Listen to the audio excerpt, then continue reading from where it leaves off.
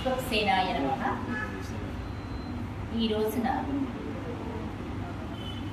హిమాయత్ నగర్ తిరుమల తిరుపతి దేవస్థానం ఆధ్వర్యంలో నడుపుబడుతున్నటువంటి ఈ పవిత్ర శ్రీ వెంకటేశ్వర స్వామి ఆలయంలో మనము ఈ రోజున సుందరకాండ గురించి తెలుసుకోబోతున్నాము. ఇక పూర్వం నేను ఇదే క్షేత్రంలో వాల్మీకి రామాయణం గురించి చెప్పడం జరిగింది. అయితే ఈ రోజున రానున్న మే 12 శ్రీ హనుమత్ జయంతి నేపథ్యంలో ఈ రోజున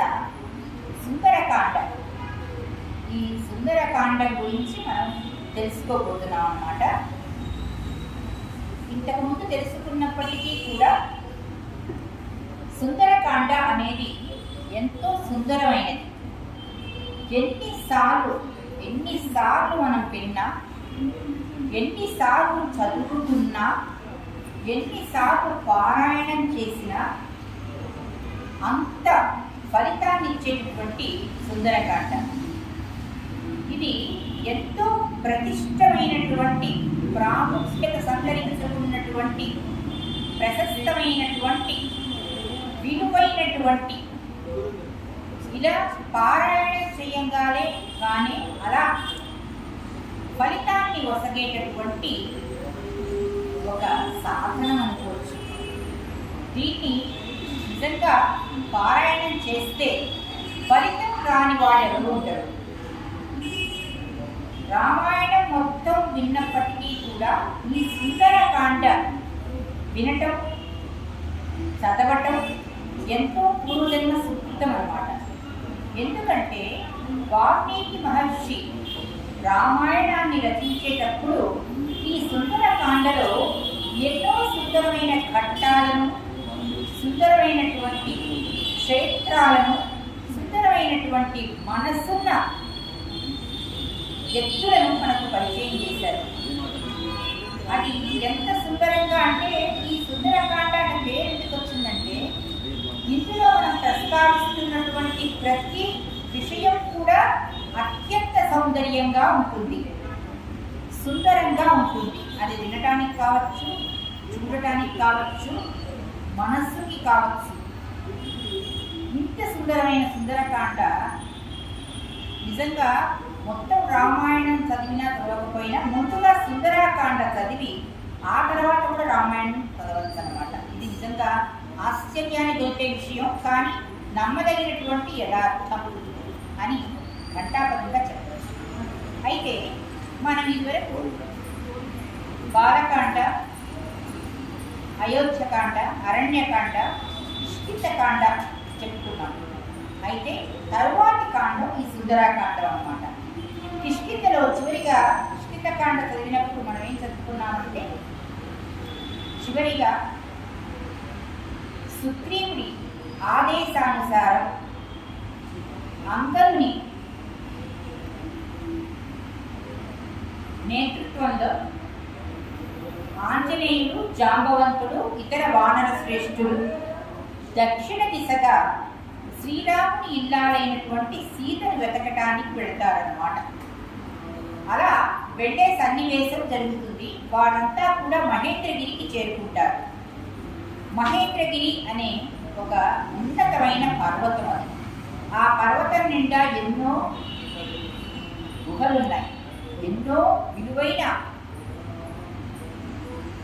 ఔషధాలతో కూడుకున్నటువంటి చెట్లు ఉన్నాయి, వృక్షాలు, అలాగే సుందరమైనటువంటి మొక్కలు, వాటికి పూసిన పువ్వులు, అలాగే వన్యమృగాలు అన్నీ కూడా ఆ పర్వతంలో మనం చూడగలుగుతాం అన్నమాట. అటువంటి మహేంద్రగిరికి చేరుకున్నారు. ఇక అక్కడి నుంచి సముద్రం ప్రారంభమవుతోంది. అక్కడ మనకి మారీచుని మనం అనుకుంటాం కదా, జటాయు పక్షి. ఇంతకు ముందే చెప్పుకున్నాం, జటాయు పక్షి రావణాసురుడు సీతను తస్కరించుకుని తీసుకుపోతూ ఉంటే జటాయువు చూసి ఎంతో ఫలితాన్ని పరితాపం చెంది రావణాసురుడితో యుద్ధానికి పాల్పడతాడు. అతనికి తెలుసు రావణాసురుడిని అతను జయించలేడు. జటాయు పక్షికి ఎంతో శ్రమపడి పోరాడతాడు. రావణాసురుడు ఆ జటాయుని రెక్కలు విరక్కొట్టి మరి చంపేస్తాడు. అయితే కొన ఊపిరితో పడి ఉన్నటువంటి ఆ జటాయువు అలా భూమి మీద పడి చివరికి ఈ వానలకు అటు కూడా ఆ ప్రదేశం గుండా ఆ దారిలో వచ్చినటువంటి రామలక్ష్మణులు ఇద్దరికీ కూడా ఇలా రావణాసుడు సీతను తస్కరించుకుని తీసుకువెళ్తున్నాడు. ఆ సమయంలో నేను ఇలా కోరాను, శ్రీరామ, నా శక్తి చాలలేదు, నేను రావణాసుడిని నిర్చించలేకపోయాను, నా అసమర్థతకి చింతిస్తున్నాను. కానీ నీకు ఒక విషయం చెప్పగలను, నీ భార్యను తీసుకెళ్ళిన వాడు రావణాసుడు, అతను ఉండేది లంకలో అని వినికిడి అని చెప్పి ప్రాణాలు వదులుతాడు. అయితే తరువాతి కాలంలో ఈ విషయం ఎంతో ఉపయోగపడుతుంది అన్నమాట. దక్షిణ దిశగా ఆంజనేయ స్వామిని నియమించి ఆయన వెళుతున్నప్పుడు ఎందుకో రాముడి కనిపిస్తుంది, అంటే రాముడి కనిపిస్తుంది అన్నమాట. ఆంజనేయుడే సీతను కనుక్కోగలడు. అందుకని అతనికి తన గుర్తుగా చూపించమని ఒక అంగుళీయకాన్ని ఆంజనేయ స్వామికి ఇస్తాడు, సీతను చూపించమని. అతడు ఆ అంగుళీయకాన్ని శిరస్సును ధరిస్తాడు. ఏదైనా సరే మనం ఒక ప్రశస్తమైనది మనకి చేతికి అందినప్పుడు దాన్ని శిరస్సున ఉంచుకుంటాం. భగవంతుని అక్షింతలు కానీ భగవంతునికి సంబంధించినటువంటి కుసుమాలు కానీ మన చేతికి ఇస్తే గబుక్కున తల మీద పెట్టుకుంటాం, అంటే శిరోకార్యం అన్నమాట. అలాగే ఎవరైనా విలువైన గురువులు కానీ తల్లిదండ్రులు కానీ పెద్దలు ఎవరైనా సరే మంచి మాటలు చెప్తే వాటిని కూడా శిరోధార్యం అన్నట్టుగా మీ మాటలు నాకు శిరోధార్యం అండి అంటాం. అంటే శిరస్సుకు ఉన్నటువంటి ప్రాముఖ్యత అట్లాంటిది. అంటే మనం శిరస్సు మీద పెట్టుకున్నామంటే మనకంటే ఎక్కువగా దాన్ని భావించి ఉన్నతంగా భావించి అక్కడ పెట్టుకున్నామని అర్థం. అట్లా హనుమంతుడు తన జటాజూటంలో అయ్యవారు ఇచ్చినటువంటి అమ్మవారికి చూపించమని ఇచ్చినటువంటి అంగుళీయాన్ని ఇక్కడ ధరిస్తాడు. ధరించి ఆ రకంగా అక్కడ మహేంద్రగిరిలో వాళ్ళు మాట్లాడుకుంటున్నారు. ఏమిటి ఇప్పుడు తరువాతి కార్యక్రమం ఏమిటి, మనం చేయవలసిన తక్షణ కర్తవ్యం ఏమిటి, మన కర్తవ్యం ఏ రకంగా నెరవేరుతుంది అని ఆలోచించసాగారు అంగదుడు, జాంబవతుడు, ఇక్కడ వాన స్టేట్ అంతా కూడా. అయితే అంగదుడు, జాంబవంతుడు వీళ్ళందరిలో కల్లా కూడా వృద్ధుడు. సాధారణంగా పెద్దవాళ్ళకి చాలా విషయాలు తెలుసుంటాయి. వాళ్ళ మస్తిష్కంలో ఎన్నో రహస్యాలు, ఎన్నో వృత్తాంతాలు దాగి ఉంటాయి. అందుకని ఎవరైనా కూడా ఏదైనా పని చేసినప్పుడు పెద్దల మాట ఒకసారి పెద్దల ఆశీర్వచనం తీసుకోమంటారు. ఆశీర్వచనం తీసుకోవటం అంటే వాళ్ళు చెప్పిన మాటలు వినాలి అని అర్థం. వాళ్ళ మాటలు శిరోధార్యం కదా. అలా మనం ఏదైనా పని మంచి పుణ్యకార్యం తలపెట్టినప్పుడు చెయ్యాలి అని అనుకున్నప్పుడు మనకున్న పరిజ్ఞానం అందుకు కొంచెం పరిమితి ఉంది. అదే మనం పెద్దవాళ్ళని అడిగితే మనకి ఇంకా ఎన్నో విషయాలు, విలువైన విషయాలు వాళ్ళు చెప్తారు అని చెప్పి మనం వారిని అడగడానికి ప్రయత్నిస్తాం. అలాగే ఇప్పుడు జాంబవతుడు అతడు వృద్ధుడు కాబట్టి అతనికి అన్నీ తెలుసు. ముఖ్యంగా అక్కడ ఉన్నటువంటి హనుమంతుడి చరిత్ర అంతా తెలిసినవాడు.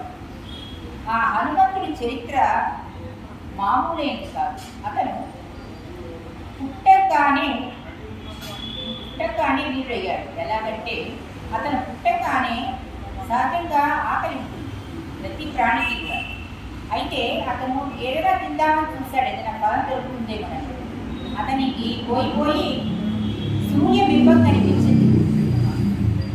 సూర్యబింబం కనిపించి ఆ సూర్యబింబం ఒక చక్కటి పండులాగా కనిపించి దానిని తినాలని ఆశపడినటువంటి వాడు హనుమంతుడు అన్నమాట. అయితే ఆ ప్రయత్నం కూడా చేశాడు.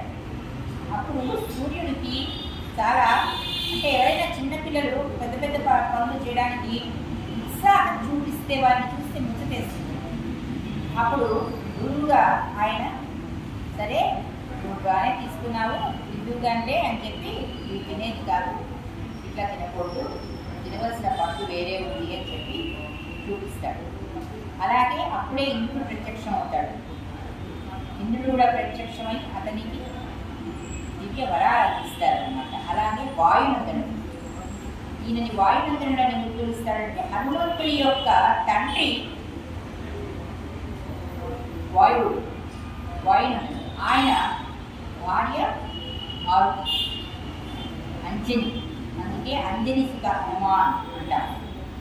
అయితే వాయునందనుడు ప్రత్యక్షమై మొత్తం, అంటే ఈయన ఈ రకంగా ఇది చేయబోతుంటే ఆ ఇంద్రుడికి, ఆ ఇంద్రుడు కూడా ఆపుతాడనమాట. నా కుమారుడు దీన్ని ఇతని తప్పేమీ లేదు అని చెప్పి వాయువు ఆపేస్తాడనమాట, ప్రసరింపబడకుండా. వాయువు లేకపోతే మనలో మన శరీరం కట్టెలాగా మారిపోతుంది అనమాట. వాయువు ఉన్నంత వరకే మనం కదలిక కలిగి ఉంటాం, మెత్తగా ఉంటాం. అందుకే అంటారు మరణించిన తర్వాత వాయువు కోల్పోతాడు కాబట్టి జీవుడు విడుసుకుపోతుంది శవం అంటారు. అర్థమైనా అంతటి ముఖ్యమైనది వాయువు. అయితే ఆ వాయువు యొక్క ఆశీస్సులతో ఆంజనేయ స్వామికి దివ్యాస్త్రములు దేవతలు ప్రసాదిస్తారన్నమాట. అంతటి గరుడు చిన్నతనంలోనే. అయితే అంతటి ఘనత కలిగి అతను ఆశ్రమాల్లో అక్కడ కూర్చున్నప్పుడు అంతటి బలం ఉంటే ఏం చేయాలో అర్థం కాదు, ఏదో ఒక రకంగా తీర్చుకోవాలనిపిస్తుంది. వాళ్ళు పూలల మాలలో అవి కట్టుకుంటే వాటిని చింపేసేవాడు. అలాగే వస్త్రాలు ఆరేసుకుంటే వాటిని కూడా చించేసేవాడు. అప్పుడు అందరూ కూడా ఈ వయసులో ఈ ఆంజనేయుడికి ఇంత బలం దేనికి, సమయం వచ్చినప్పుడు ఎవరైనా అతనికి ఎదిగిస్తే చాలు, అప్పుడు తన బలం ఏమిటో, తన శక్తి ఏంటో తనకు తెలిస్తే చాలు. ఈలోపు ఇంత చిన్నపిల్లవాడిగా ఉన్నప్పుడు అతనికి తెలియని అవసరం లేదు, ఇప్పుడు అవసరం లేదు అని చెప్పి వాళ్ళందరూ కూడా సమయం వచ్చినప్పుడే ఆంజనేయ స్వామికి తన శక్తి గుర్తుకొచ్చేలాగా వరమిస్తారన్నమాట. అది ఇప్పుడు మహేంద్రగిరిలో ఉన్నటువంటి జాంబవతుడికి స్ఫురణకు వచ్చి వెంటనే అంగదుడితో చెప్తాడనమాట. ఈ రకంగా ఇప్పుడు ఆ ఆంజనేయ స్వామి అక్కడ కూర్చుని విలపిస్తున్నాడు. ఏమని? 100 యోజనాల దూరంలో లంకా నగరం ఉంది. ఆ లంకా నగరాన్ని పరిపాలించేవాడు రావణాసురుడు. అక్కడికి వెళ్ళటం సాధ్యమా? 100 యోజనాల సముద్రం పొక్కుతోంది మధ్యలో, ఎట్లా వెళ్ళటం, ఎట్లా సీతమ్మ జాడ కనుక్కోవటం అని అక్కడ ఆ మహేంద్రగిరిపై కూర్చొని విచారిస్తూ ఉంటాడు.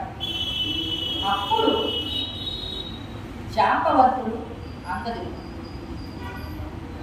హనుమను ఉద్దేశించి, హనుమ, నీ బలము నీ వెలుగవు, నువ్వు అత్యంత బలశాలి.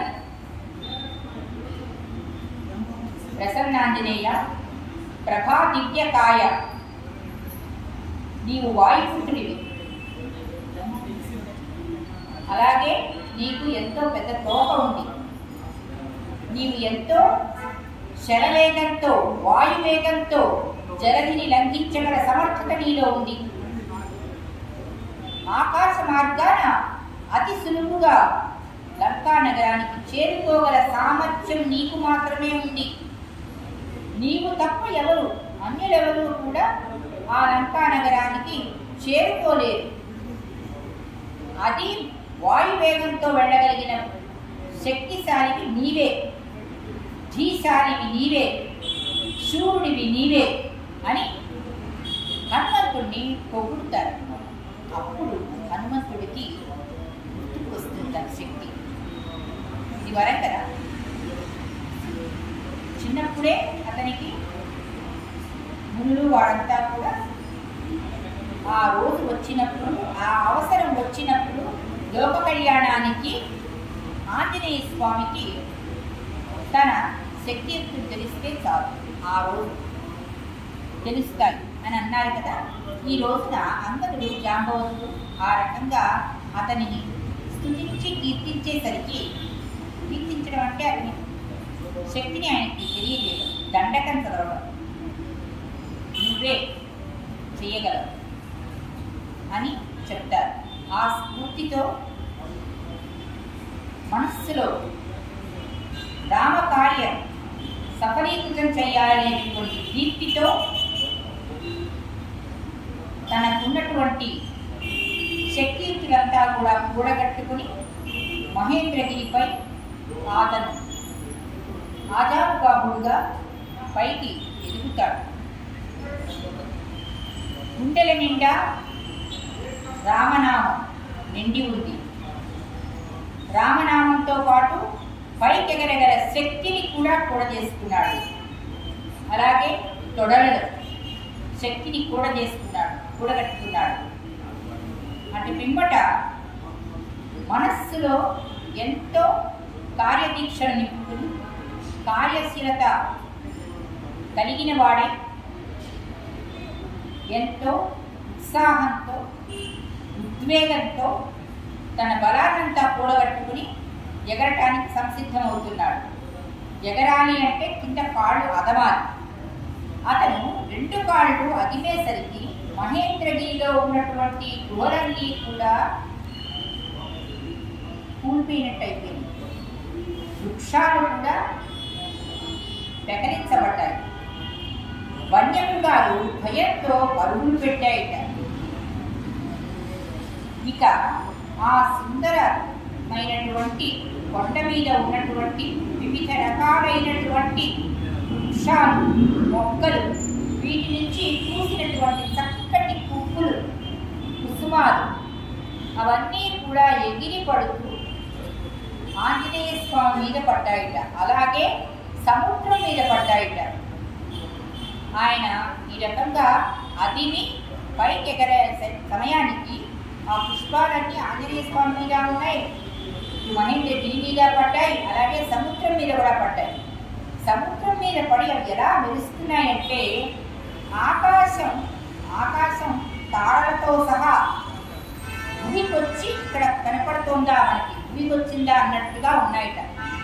భూమి మీదకి ఆకాశం వచ్చిందా నక్షత్రాలతో కలిసి ఇంత సుందరంగా ఉంది. ఆ సముద్రం అంతా కూడా ఆ కుసుమాలు, దివ్యమైనటువంటి కుసుమాలన్నీ కూడా పడి అంత అందంగా కనిపిస్తున్నాయిట. ఎంత సుందరంగా ఉంది. ఇలా వాల్మీకి మహర్షి ఆద్యంతము సుందరాకాండలోని ప్రతి వృక్షాన్ని, ప్రతి కుసుమాన్ని, ప్రతి మనిషిని, వ్యక్తిని నేను ఇంత చక్కటి వర్ణన చేశారు, సుందరంగా వర్ణించారు అని నేను ఇంత పూర్వం పేర్కొన్నాను. ఇది చాలా ముఖ్యమైనటువంటి విషయం అండి. ఎందుకంటే ఆ కాండంకి సుందరాకాండ అనే పేరు ఎందుకు వచ్చింది? ఆ సుందరం, ఆ సౌందర్యం అనేది ప్రతి చోట అణువణువు, అడుగడుగున మనం కీర్తిస్తూ ఉంటే, చదువుతూ ఉంటే లేదా వింటూ ఉంటే మనకు ఏ రకంగా ఆ సౌందర్యం గోచరిస్తుంది, మనం ఏ రకంగా ఆ సౌందర్యాన్ని అనుభవించగలుగుతున్నాం అనేది కూడా మనం తెలుసుకోవాలి. ఎందుకు ఇంత సుందరమైనది సుందరకాండ అనేది కూడా తెలుసుకోవాలి. అయితే ఆయన అంత గట్టిగా ఊపిరి పీల్చుకుని జలధిని లంఘించటానికి ఉవ్వెత్తున ఆకాశంలోకి ఎగిరాడు వాయునందనుడు, హనుమంతుడు, ఆంజనేయ స్వామి. ఎంతో సుందరమైన దృశ్యం. ఆ రకంగా ఎగిరి ఇహ ప్రయాణం సాగిస్తున్నాడు. కింద సాగరంలో సాగరుడు ఉన్నాడు కదా, సముద్రుడు. అలా పైకి చూశాడు. ఆహా, ఇక్ష్వాకుల వంశంలో పుట్టినటువంటి శ్రీరాముని కార్యము నెరవేర్చడం కోసమని ఈ హనుమంతుడు ఈ రోజున లంకను చేరుకోవటానికి, రావణాసురుని నిర్జించడానికి, సీత జాడ కనుక్కోవడానికి ఈ రకంగా జలధి నన్ను లంఘించి మరీ వెళ్తున్నాడు. ఇతనికి జయము కలుగుగాక, జయోస్తు హనుమా జయోస్తు అని సాగరుడు దీవించాడు. సాగరుడు ఇలా దీవించడానికి అంటే రాముడి కార్యం సఫలం అవ్వాలి అని కోరుకోవడానికి గల కారణం ఏమిటంటే, సాగరుడు ఈ సాగరాలన్నిటికీ కూడా ఇక్ష్వాకు వంశం అంటే రాముడి వంశంలోని ఒక పుణ్యాత్ముడు సగరుడు ఆయన పేరు. అతడు ఎంతో కృషి చేసి ఈ భూతలం నిండా ఈ సాగరాలు సముద్రాలు నెలకొల్పడానికి కృషి చేశాడు. అటువంటి మహానుభావుడు కృషి చేయడం వల్ల ఈ రోజున ఈ సాగరుడు ఈ సముద్రుడు ఈ రకంగా ఉన్నాడు కాబట్టి, నెలకొని ఉన్నాడు కాబట్టి కృతజ్ఞతగా ఇక్ష్వాకు వంశంలోని ఆ సగరుని వారసుడైనటువంటి శ్రీరాముడి కార్యం సఫలీకృతం కావాలని సాగరుడు కూడా సముద్రుడు కూడా వాంఛించి వాయునందనని ఆశీర్వదిస్తున్నాడు. ఇక్కడ ఇదనమాట మనం తెలుసుకోవాల్సింది. తర్వాత ఇంకా అంతటితో ఆగల సాగరుడు ఏం చెప్పాడో తెలుసా, దగ్గరలోనే మైనాకుడని పర్వతం అన్నమాట. ఆ పర్వతాలన్నీ కూడా అంటే కొన్ని ఒకసారి ఏంటంటే పూర్వం పర్వతాలన్నింటికీ కూడా రెక్కలు ఉండేవి. పర్వతాలు ఎక్కడికంటే అక్కడికి ఎగరగలిగేవి. అయితే ఆ తర్వాత శాపవశాత్తు వాటికి ఇంద్రుడు అన్నిటి పర్వతాల రెక్కలు సంహరించాడు. అప్పుడు ఈ మైనాకుడు ఈ సముద్రంలో ఇంద్రుడికి కనిపించకుండా దాక్కున్నాడు. ఆ దాక్కోవడం ఎక్కడ దాక్కున్నాడంటే ఒక బిల్వం, ఒక గుహ. ఆ గుహలోకి వెళ్తే పాతాళానికి అక్కడంతా ఉన్నది మళ్ళీ రాక్షసుడు. అక్కడ ఉన్నాడనమాట. అంటే ఆ గుహ ఏదైతే ఉందో దాన్ని మూసి ఉంచి ఈ పర్వతం ఉన్నాడు, ఈ మైనాకుడైన పర్వతం ఉన్నాడనమాట. అయితే అది చూసి ఇంద్రుడు ఆహా పర్వాలేదులే, ఈ మైనాకుడు ఇక్కడ ఉన్నా పర్వాలేదులే, ఆ కింద ఉన్న రాక్షసులు మళ్ళీ పైకి రాకుండా ఉంటాడు అని చెప్పి అతన్ని వదిలేసేసి అక్కడ ఉన్నాడని తెలిసి కూడా అతన్ని సంహరించకుండా వదిలిపెట్టి వెళ్ళిపోతాడు ఇంద్రుడు. అంటే అంతకుముందు వృత్తాంతం మనం చదివితే కనుక. ఇప్పుడు అవన్నీ కూడా చూడడానికి సమయం లేదు, మనం సుందరకాండ మాత్రమే ఈరోజు చెప్పుకోవాలి కాబట్టి నేను వివరాల్లోకి వెళ్లకుండా క్లుప్తంగా నీకు జరిగినది చెప్తాను. అయితే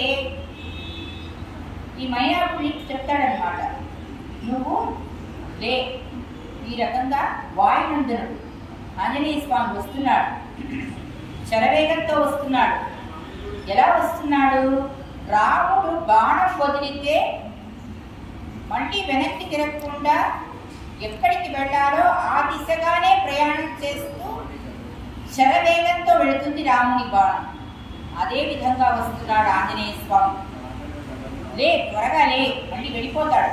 ఈయన వెళ్ళిపోయిన తర్వాత అయ్యో వెళ్ళిపోయాడే అని అనుకోకుండా దేనికి నువ్వు లేచి ఆంజనేయ స్వామికి స్వాగతించి, అయ్యా స్వామి, నా పర్వతం మీద ఎన్నో వృక్షాలు ఉన్నాయి, కాస్త కందమూలాలు తినండి, పట్టుతేనే తాగండి, కొంచెం ఇక్కడ విశ్రమించండి, మీరు ఎన్నో యోజనాలు ఇంకా ప్రయాణం చేయవలసి ఉంది, నేను మీకు ఆతిథ్యం ఇవ్వాలని ఇక్కడ నిల్చుని ఉన్నాను అని ఆయనను అంతటి మహత్కార్యం రామకార్యం చేయడానికి వెళుతున్నటువంటి హనుమంతుణ్ణి ఆహ్వానించి మీ గిరిపై మైనాకుని పర్వతం మీద సేద తీరమని చెప్పు అని సాగరుడు చెప్తాడు.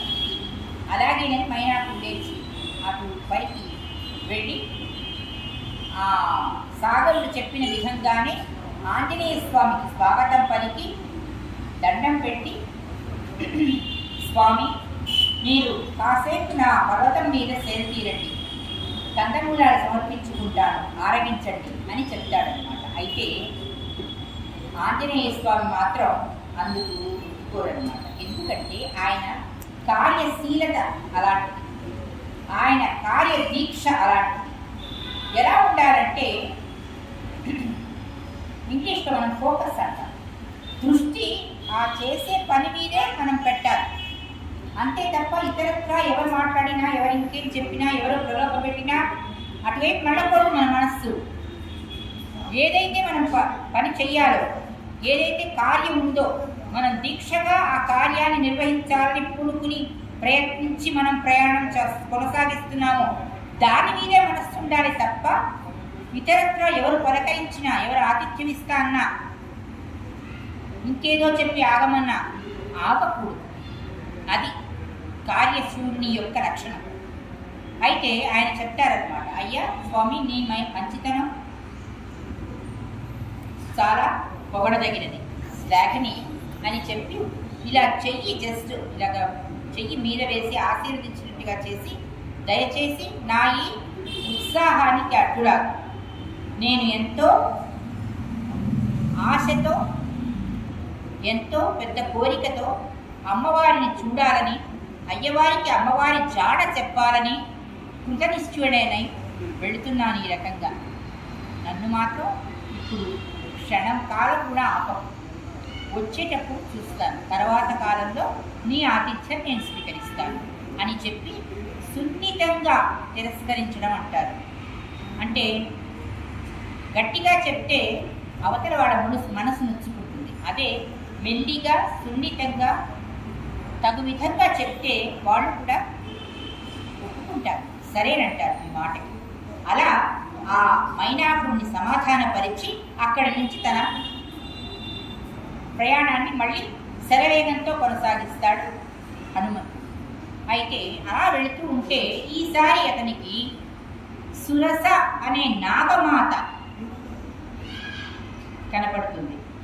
ఆ నాగమాత ఆంజనేయ స్వామిని చూసి, ఆవిడ ఆ నాగమాత మహా ఇల్లాలు, ఆవిడ గురించి మళ్ళీ ఒక కథే ఉంది. ఆవిడ ఎంతో పుణ్యాత్మురాలు. అయితే ఈ హనుమని పరీక్షిద్దామని ఆవిడ ఒక ప్రశ్నకు అడుగుతుందన్నమాట. ఏమిటంటే, ఒకసారి నువ్వు నేను నిన్ను తినాలనుకుంటున్నాను, నువ్వు ఒకసారి నా నోట్లోకి రా అని చెప్తుందన్నమాట. ఎప్పుడూ కూడా ఏదైనా తినాలి అని అనుకుంటే ఏ జంతువైనా, ఏ సర్పమైనా, ఆవిడ నాగమాత సర్పం అయితే తినాలని ఒకవేళ నిజంగా అనుకుంటే కనుక చెప్పి నేను తింటాను, నువ్వు రా, నేను నిన్ను తీసుకుంటున్నాను అని చెప్పరు తినేవాళ్ళు ఎప్పుడు. కానీ ఈవిడ సురస నాగమాత చెప్తుంది, ఏమని? హనుమా, నీవు నా నోట్లోకి రా, నేను నిన్ను ఆరగించాలనుకుంటున్నాను అని చెప్తుందన్నమాట. దీనికి ఎవరు కూడా ఎప్పుడూ కూడా నిజంగా భుజించాలి అని అనుకుంటే, భక్షించాలి అనుకుంటే ఈ రకంగా చెప్పరు, అడగరు. ఈవిడేమిటి ఇలా అడుగుతోంది అని చెప్పి సరేనని ఆ సురస ఆ పేరు చూడండి ఎంత సుందరంగా ఉందో. సుధ వంటి రసం కలది.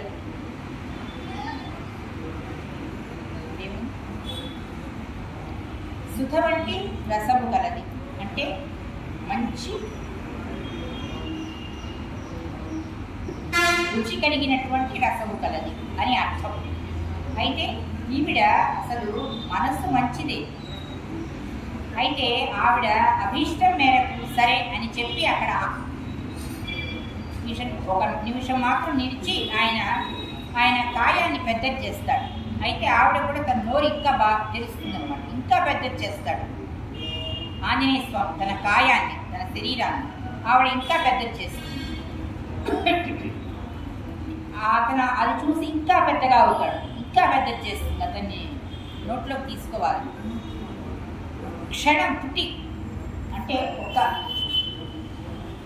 అర సెకండ్ అంటాను అంతే, అర నిమిషం కూడా కాదు. వెంటనే చిన్నగా అయిపోయి ఆవిడ కడుపులోకి వెళ్ళిపోయి మళ్ళీ బయటికి వచ్చేస్తాడు. అంటే ఆవిడ కోరిక తీర్చినట్టే కదా, నీవు నా నోట్లోకి రా, నేను నిన్ను తినదలిచాను అని వెళ్ళాడు. ఆమె కోరిక తీర్చాడు. ఆమె నోరు మూసేలోపు బయటికి వచ్చేస్తాడనమాట. అతని సమయస్ఫూర్తికి, అతని కార్యదీక్షకి మెచ్చి సురస అతన్ని ఆశీర్వదించి ఆంజనేయ స్వామి తన పయనాన్ని కొనసాగించమని కోరుతుంది. అటు తర్వాత మళ్ళీ ప్రయాణం సాగించి శరవేగంతో వెళుతూ ఉంటాడు ఆంజనేయ స్వామి. ఈసారి సింహిక అనే రాక్షసి, ఆ రాక్షసి ఎంతో బలవంతురాలు. ఎంత ఆతృతగా ఎదురు చూస్తుందంటే ఈ హనుమంతుడి గురించి, ఎప్పుడెప్పుడు వస్తాడా, ఎప్పుడెప్పుడు తినేద్దామా, భక్షించి భుజించేద్దామా అని చాలా ఎంతో ఆశ పెట్టుకుని చూస్తూ ఉంటుంది. ఈలోగా హనుమంతుడు రానే వస్తాడు. వచ్చి ఈ సింహిక కూడా ఇదే ఆ మృత్యుద్వారం లాంటి నోరు తెలుస్తుంది హనుమంతుడిని భక్షించి భుజించాలని. అయితే ఈసారి హనుమంతుడు, ఈమె సురస అంటే నాగదేవత, ఆవిడ పుణ్యాత్మురాలు, సత్కీరురాలు. ఆవిడని వధించడం హనుమంతుడి ధ్యేయం కాదు. కానీ ఈ సింహిక రాక్షస జాతికి చెందినది, క్రూరురాలు, ఏమాత్రం ధర్మం పాటించనిది, అధర్మంతో మెలిగేది.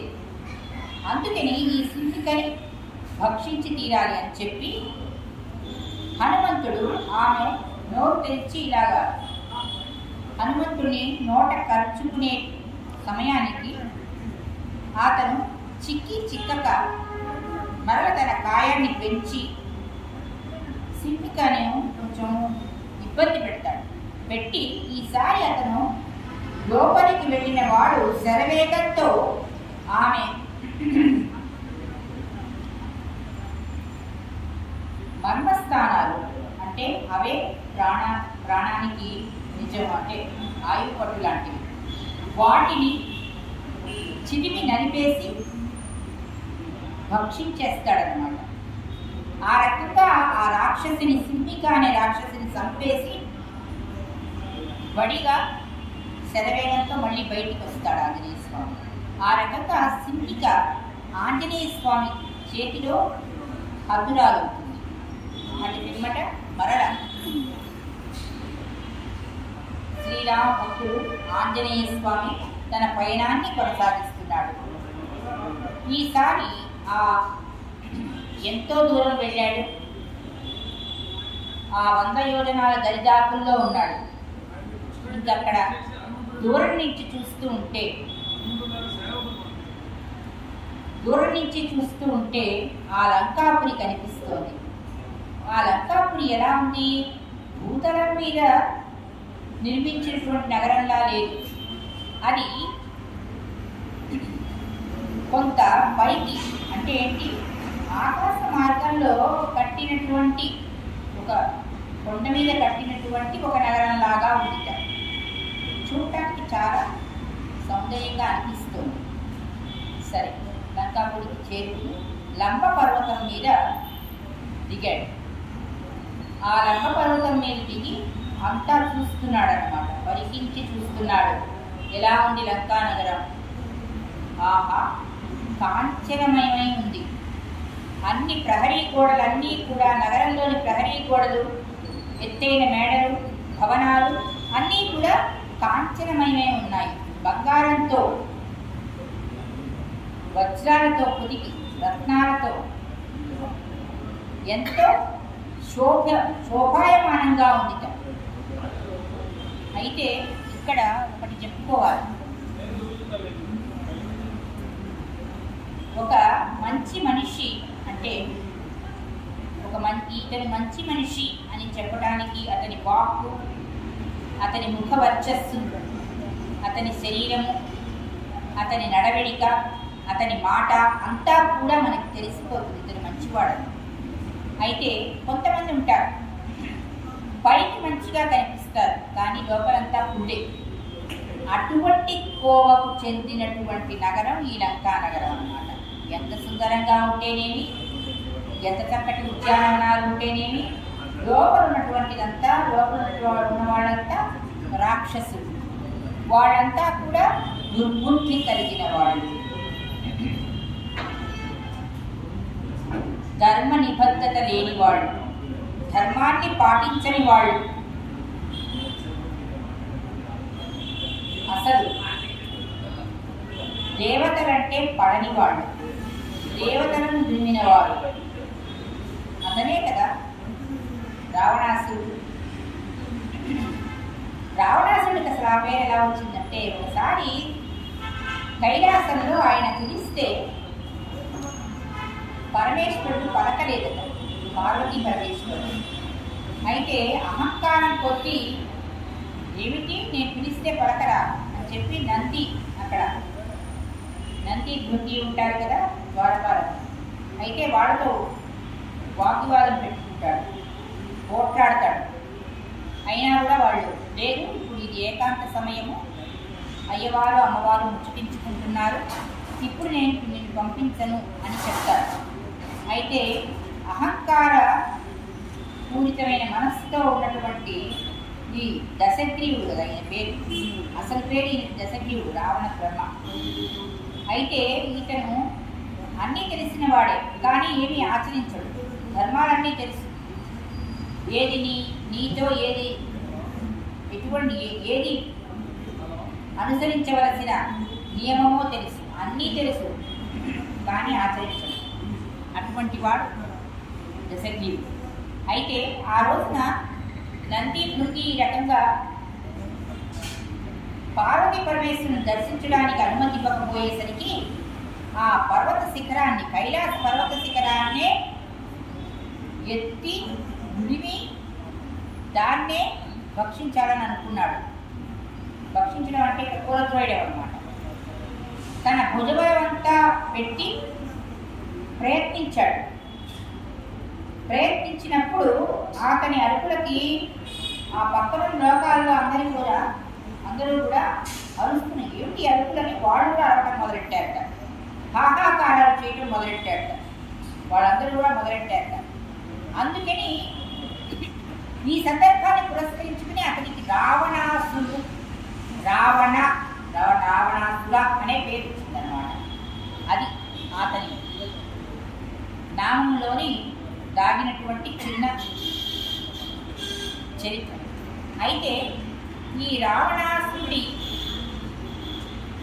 ఆధిపత్యంలో ఉన్నటువంటి లంకానగరం ఎంతో పైకి సుందరంగా ఉంది, కానీ లోపల మాత్రం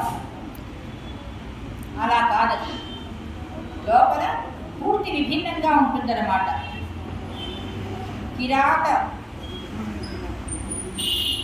కిరాతమయమైనటువంటి మనస్సు కలవారు, కిరాతకులు, కఠినమైన మనస్సు గలవారు, ధర్మచింతన లేని వారు, వీళ్ళంతా కూడా పోగయ్యారన్నమాట. అయితే ఈ లంబ పర్వతాన్ని ఎక్కి ఆయన చూస్తున్నప్పుడు ఎన్నో సుందరమైన ఉద్యానవనాలు కనిపించాయి, ఎన్నో పూతోటలు, చక్కటి నైపుణ్యంతో చెక్కినటువంటి భవన సముదాయాలు, ఆ భవన సముదాయాలకు ఉన్నటువంటి కిటికీలకి అమర్చినటువంటి పరదాలు అవెంతో సుందరంగా ఉన్నాయి. అలాగే అక్కడ కనిపిస్తున్నటువంటి సరస్సులు ఇంకా శోభాయమానంగా ఉన్నాయి. ఇంత అద్భుతంగా ఉంది ఈ నగరం. ఆహా, ఎవరు చేసి ఉంటారు, ఎవరు నిర్మించి ఉంటారు ఈ నగరం అని ఆలోచించాడంట. దాన్ని నిర్మించిన వాడు విశ్వకర్మ. ఇంద్రసభలో ఉండేటటువంటి విశ్వకర్మ నిర్మించినటువంటి లంకానగరం. అయితే ఆ లంకా నగరం రావణాసురుడికి ఎలా కైవసమైంది, రావణాసురుడు ఎలా రాజయ్యాడు, అదేమి ధర్మబద్ధంగా రావణాసురుడికి వచ్చినటువంటి కాదు.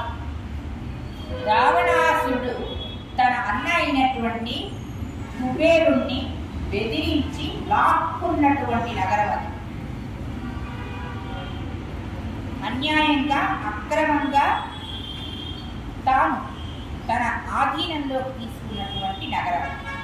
అలాగే కుబేరుడికి వరంగా వచ్చినటువంటి పుష్పక విమానం కూడా రావణాసురుడు తన వశం చేసుకున్నాడు.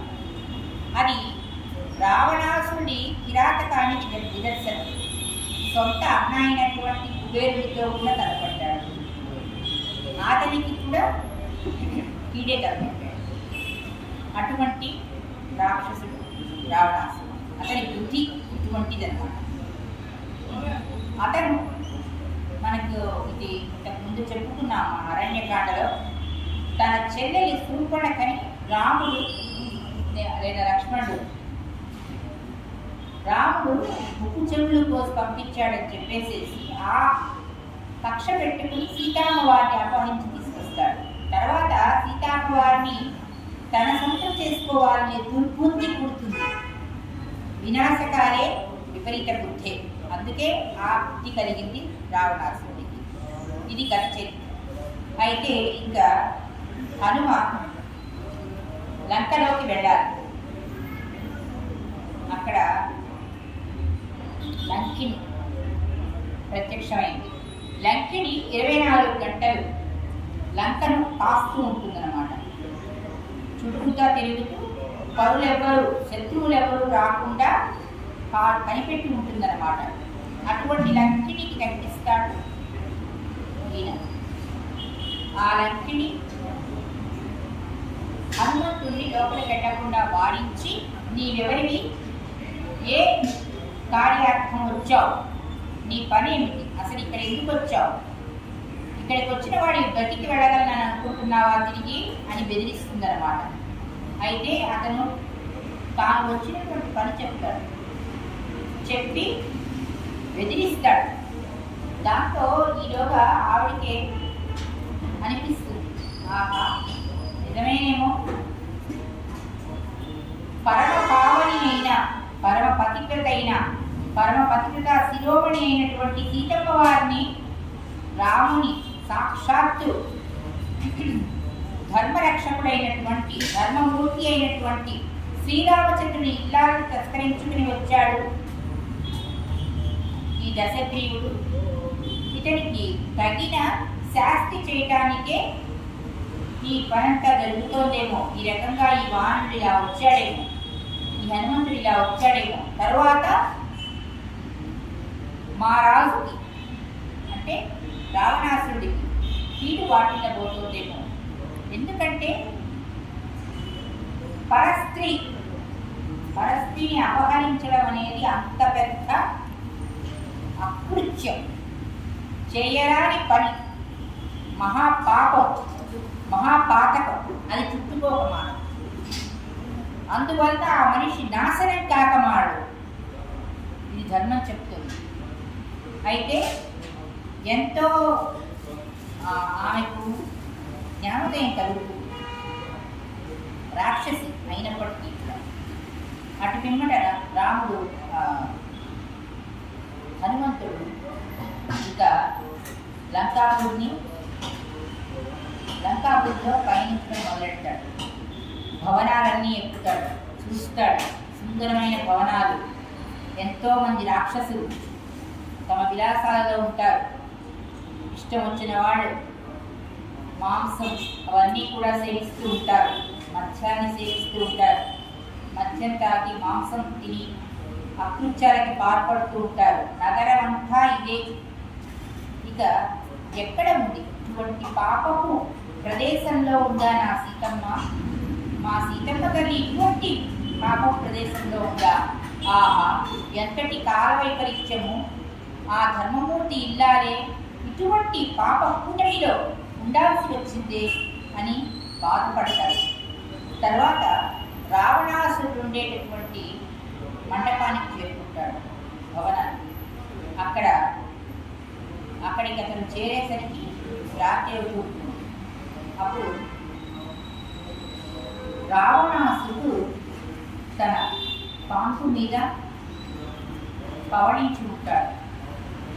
చాలా భీకర రూపం, రాక్షస రూపం, భీకర రూపం. ఇక తనకు కొంత దూరంలో మరొక పాంపు మీద పట్టమహిషి, పట్టపురాణి, మండోదరి శయనించి ఉంటుంది. ఆ కింద మీద చుట్టుపక్కలంతా కూడా రాక్షస కాంతలు ఎంతో అస్తవ్యస్తంగా పడుతూ ఉంటారు. అంటే మద్యం తాగితే మనస్సుకి మత్తు కలిగి మతి భ్రమించి వారికి ఇష్టం వచ్చినట్టుగా ప్రవర్తిస్తూ ఉంటారు. ఆ రకంగా మతి చెలించి పడిన వాళ్ళ ఉన్నారు వాళ్ళంతా కూడా, రాక్షస కాంతలంతా కూడా. ఇక రావణాసురుడైతే పట్టు వస్త్రాలు ధరించాడు, అతని కిరీటం కూడా ధరించే ఉన్నాడు. అయితే కిరీటం అతను నిద్రపోవటం వలన ఏమో కొంత ఒరిగి దాంట్లో నృత్యాలు ఇలా కొంత కిందకి పడుతూ జారినట్టుగా ఉండి ఆ భంగిమలో భీకరంగా గొడపెడుతూ నిద్రపోతున్నాడు. మండోదరి మాత్రం తగు రీతిగా ఆడవారు ఎంత అనుకువగా ఎంత చక్కటి భంగిమలో సైనిస్తారో అలా ఆవిడ చక్కగా గౌరవప్రదంగా పడుతుంది.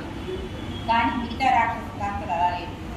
ఈ విపరీతమంతా చూసి అతనికి చాలా వ్యధ కలుగుతుంది. ఈ రావణాసురుడి భవనంలో కూడా సీత ఉండకూడదు, ఇక్కడ కనిపించకుండా ఉంటే బాగుందా అని అనుకుంటాడనమాట. మండోదరిని చూసి క్షణకాలం అనుకున్నప్పటికీ ఆవిడ ధరించినటువంటి చీనాంబరాలన్నీ చూసి, ఆవిడ ఆభరణాలు చూసి, నా రాహుడు లేకుండా సీత ఇంత శోభాయమానంగా పట్టు వస్త్రాలు ధరించి ఆభరణాలన్నీ ధరించి అది ఆ దుర్మార్గుని సమీపంలో పడుకుని ఉంటుందా? కాదు. చిచి, ఎంత మహాపాపం, నాకు ఈ తలంపు రావటమే ఎంతో మహాపాపం అని లెంపలు వేసుకుని ఆవిడ సీతాదేవి కాదు అని రావణాసుడి పట్టపురాణి మండోదరిని గ్రహించి ఇంకా అక్కడి నుంచి వెళ్ళిపోతాడు. ఎక్కడ లంకానగరం అంతా తిరిగారు, రావణాసుడి భవనానికి వెళ్ళారు. ఎక్కడా కూడా సీతమ్మ జాడ కానం రావట్లేదు, ఏం చెయ్యాలి అని పరితపిస్తాడు.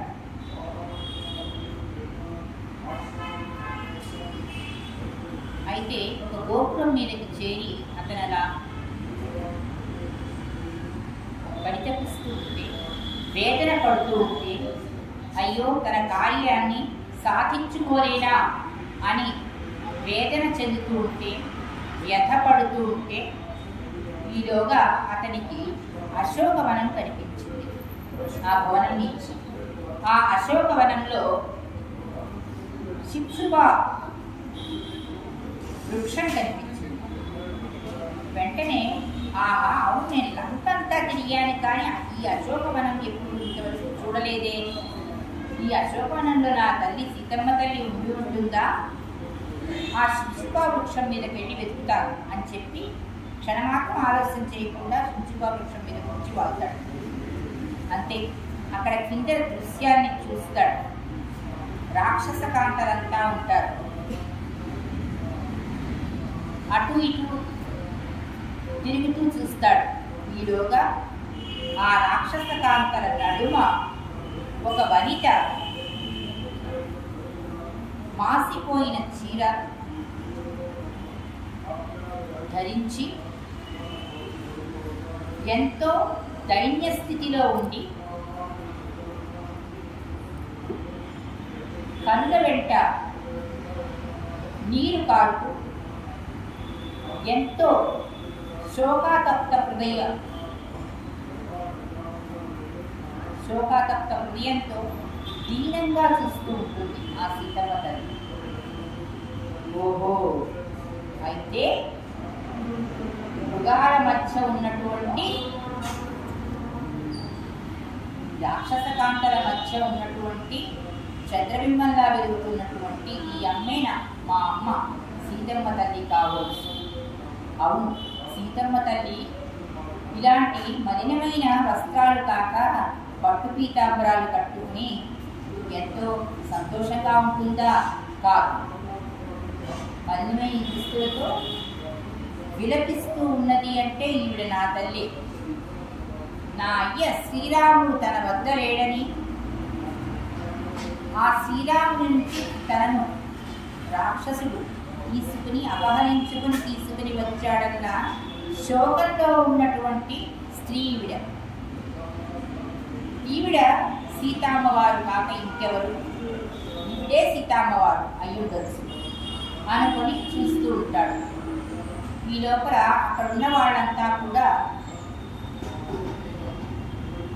సీతాదేవితో ఏదో దుర్భాషలాడుతూ ఉంటాడు. ఈలోగా రావణాసురుడు అక్కడికి వస్తాడు.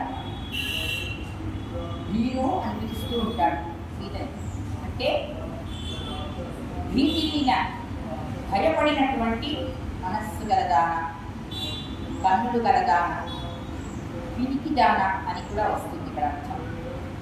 ఏమిటి, నీ మనసు మార్చుకుంటివా లేదా, ఇకనైనా నన్ను అనుగ్రహిస్తావా, నా సొంతం అవుతావా అని అడుగుతున్నాడు. తల్లి ఆవిడ, రావణాసురుడికి తల్లి వంటిది జగన్మాత. అటువంటి సీతాదేవిని పట్టుకుని అకృత్యమైన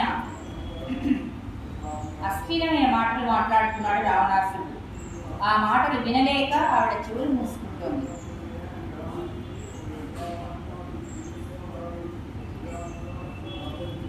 ఒక పుత్రుడు తల్లిని తల్లిగా చూస్తాడు, అలాగే తల్లి పుత్రుని పుత్రునిగానే చూస్తుంది. కానీ ఇటువంటి దుర్మార్గులు ఏంటంటే మాతృస్థానంలో ఉన్నటువంటి ఆడవారిని ఆడవారిగా చూస్తారు, అంతేగాని మాతృమూర్తిగా చూడరు. వీళ్ళకున్న దుర్గుణం ఇదే వీళ్ళని నాశనం చేస్తుంది. ఆ రావణాసురుడి చూపులు ఆ రకంగా ఉన్నాయి సీతమ్మ వారి మీద. ఏమాత్రం భయం లేకుండా ఉన్నాడు, కామవంచతో ఉన్నాడు. ఇవన్నీ కూడనివి. వినాశకాలం దాపరించబట్టే ఆ రకంగా చూస్తున్నాడు సీతాదేవిని. ఇంకా కూడా దుర్భాషలాడుతున్నాడు, అశ్లీలంగా మాట్లాడుతున్నాడు. ఏ విధంగా అయితే మాట్లాడకూడదో ఆ విధంగా మాట్లాడి ఆమెను బాధ పెడుతున్నాడు ఇక్కడ రావణాసురుడు. సీత మాత్రం అతని మాటలకు ఏమాత్రం చలించక ఒక దర్భపుల్ల తీసుకుంది. దర్భపుల్ల అంటే ఎలా ఉంటుంది, ముందు కొంత రేకులు ఉంటాయి, తర్వాత మళ్ళీ ఒక కాండంలాగా మళ్ళీ రేకులు ఉంటాయి, మళ్ళీ ఒక కాండంలాగా ఉంటుంది. అంటే ఏంటంటే దర్భను చాలా పవిత్రమైన కార్యాలకి ఉపయోగిస్తారు. మనం గ్రహణం పట్టినప్పుడు కూడా మన తినుబండారాలన్నీ కూడా శుద్ధి చేసుకోవాలంటే దర్భపుల్ల వేసుకుంటూ ఉంటాం. అంటే అంత పవిత్రమైనది దర్భపుల్ల. అయితే ఆ దర్భపుల్లను అడ్డంగా పెడుతుంది ఎదురుగుండా. అటు రావణాసురుడు నించుకుంటాడు, ఆవిడ ఇలా పెడుతుంది అనమాట. అంటే ఏమిటి, ఏ దోషమో ఆవిడికి తగలదు. ఆ అసురుడు మాట్లాడే మాటలు వాటి తాలూకా పాపము ఆమెకు తాకదన్నమాట. అందుకని అక్కడ పెట్టి, అదే కాదు, నీవు ఈ దర్భపులతో సమానం. నా శ్రీరాముడు పరాక్రమవంతుడు, నా శ్రీరాముడు తేజోవంతుడు, నా శ్రీరాముడు ఎంతో ధీశాలి. ఆయన కనుక యుద్ధం చేయడానికి వచ్చి నీ ముందు నించుంటే నువ్వెంతసేపు చనిపోతావు, సంహరించబడతావు. అప్పుడు జయం మాదే అవుతుంది, నీదవదు. ఇదంతా ఆవిడకి ఉన్నటువంటి ఆ భర్త మీద ఉన్నటువంటి అమితమైన అనురాగంతో కూడినటువంటి నమ్మకం. అటువంటి నమ్మకం ఉంటే ఎప్పుడూ కూడా భగవంతుడు కూడా, భక్తులు ఎప్పుడైనా సరే శరణాగతి వేడి, అయ్యా స్వామి అన్యథా శరణం నాస్తి త్వమేవ శరణం మమ అని ప్రార్థిస్తే ఆ పురుషోత్తముడు మనల్ని కరుణిస్తాడు. అలాగే ఆవిడ ఆ భర్త పట్ల ఉన్నటువంటి అమితమైన అనురాగంతో, అభిమానంతో, ప్రేమతో, అసాధారణమైన నమ్మకం కలిగి ఉంటుంది ఆవిడ. నా భర్త వస్తాడు, నన్ను విడిపిస్తాడు, ఈ రాక్షసుని నిర్జిస్తాడు అన్న ధైర్యంతోనే ఉంది ఆవిడ. ఎక్కడా ధైర్యం వదిలిపెట్టలేదు ఆవిడ. అందుకే ఇంకా బ్రతికి ఉంది. ఆవిడ మనసంతా భర్త శ్రీరాముడే, అలాగే శ్రీరాముని మనసంతా భార్య సీతాదేవి. అందుకే వాళ్ళు ఇంకా బ్రతుకున్నారు. 10 మాసాలు గడిచింది. ఎంతో దీనావస్థలో ఉంది సీతమ్మవారు. అయినా కూడా ప్రాణాలతో ఉంది అంటే ఉపవాసాలు చేస్తూ, అది కూడా దానికి కారణం ఆమెకు భర్త పట్ల ఉన్నటువంటి అచంచలమైన ప్రేమ, అలాగే ఆ భర్తకు ఈ భార్య పట్ల ఉన్నటువంటి ప్రేమ, నమ్మకం, అభిమానం, గౌరవం అన్ని. ఈ నేపథ్యంలో ఆ రావణుడు ఎంతో వదులుతాడు. ఆ రావణుడు ఎదురుగుండా ఉన్నటువంటి రావణాసురుడు కదా, అనకూడని మాటలన్నీ అంటాడు. కామోద్రేకంలో ఉన్నాడు, ఏదో మాట్లాడుకుంటున్నాడు, విపరీతంగా మాట్లాడుతున్నాడు, వినసొంపుగా లేదు, కన్న కఠోరంగా ఉన్నాయి ఆయన మాటలు. సీతమ్మవారు ఒకటే అనుకుంది, నీకు వినాశకాలం దాపురించింది, అందుకే నువ్వు ఇలా మాట్లాడుతున్నావు, అనుచిత వ్యాఖ్యలు చేస్తున్నావు, నా రాముని గూర్చి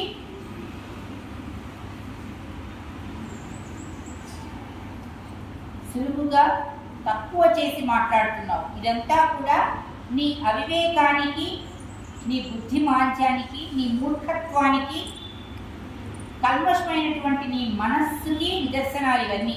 ఇలా మాట్లాడుతున్నావంటే అని చెప్పి ఆ గరికను అలా పెట్టుకుని కూర్చుంటుంది ఆవిడ. సరే, అయితే ఆ రావణాసుడు, సరే నేను ఇంకా పట్టుదల వదిలినట్టు లేవు, సరే నీకు ఇంకా ఒక 4 రోజులు గడివిస్తున్నాను, మళ్ళీ వస్తాను అని చెప్పి ఆ రాక్షస కాంతలందరికీ కూడా చెప్తాడు.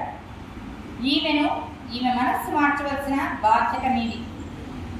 నయానో భయానో చెప్పి చూడండి, నా ఘనతను చెప్పండి, నన్ను కీర్తించండి, నన్ను వరించమని చెప్పండి అని ఆ రాక్షస కాంతలకు వాళ్ళ మీద బిగ్గరగా అరుస్తూ వాళ్ళని ఆదేశించి అక్కడి నుంచి వెళ్ళిపోయాడు రావణాసురుడు. అయితే ఈ రాక్షస కాంతలంతా ఇక సీతమ్మవారికి ఏదో హితోక్తులు చెప్పడం మొదలెట్టారు. అంటే వాళ్ళ ఉద్దేశంగా అవి హితోక్తులు మనకి తెలుసు, అవి ఎంత మదోన్మత్త ప్రేరాపణలో మనకి తెలుసు, వాళ్ళకి తెలియదు. వాళ్ళ అవివేకంతో ఆ రావణాసురుడు ఎట్లా చెప్తే అలా మాట్లాడతారు, మనకు తెలుసు కదా యుక్తానియుక్తం ఏంటి అనేది.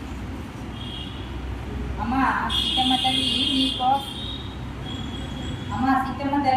నీకోసమే నేను ఇక్కడ ఇలా ఈ ఉద్యోగం చేస్తున్నాను, నిన్ను కాపాడి నీకు సపర్యలు చేయడానికి మేము ప్రయత్నిస్తున్నాం, కానీ మా సపర్యలు కూడా నీకు స్వీకరించట్లేదు.